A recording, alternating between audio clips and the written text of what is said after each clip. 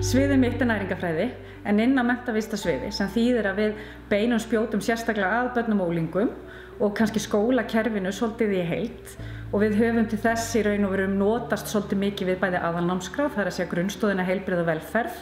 og svo verkefni embættis landlæknis sem bæði heilsueflandi skóla og heilsueflandi samfélag.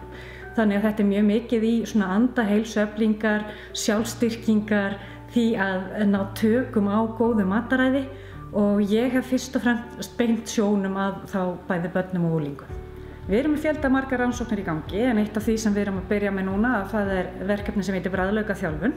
sem að felst í raun og veru að vinna á matvendni hjá ólíkum hópum barna út frá fjölskyldumiðuðu verkefni. En matvendni er í sjálfu sér svolítið flókið fyrirbæri því að það er ekkert í raun og veru sjálfgefið að okkur þykja allur matur góður og það þarf þjálfun til þess að kunna að meta mismunandi bragð og upplifun af matnum. Þannig að þetta hefur í raun og veru skírskotun í heilsu í þessum víða skilningi sem snýr bæði að líkamlegri, andlegri og svo félagslegri vellíðan. Svona rannsókn nýtist á mjög margan hátt því að við erum að búa til í raun og veru námsefni, kennsluefni sem er aðgengilegt bæði eða verður aðgengilegt bæði fyrir fjölskyldur og skóla og beinum sjónum bæði að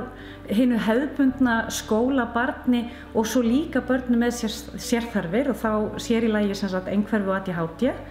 Þannig að við sjáum fyrir okkur að við getum í raun og veru stutt við þetta heilsueflandi matarumhverfi sem að börnin upplifa á hverjum degi hvort sem er í skólamötuneytinu eða heima hjá sér.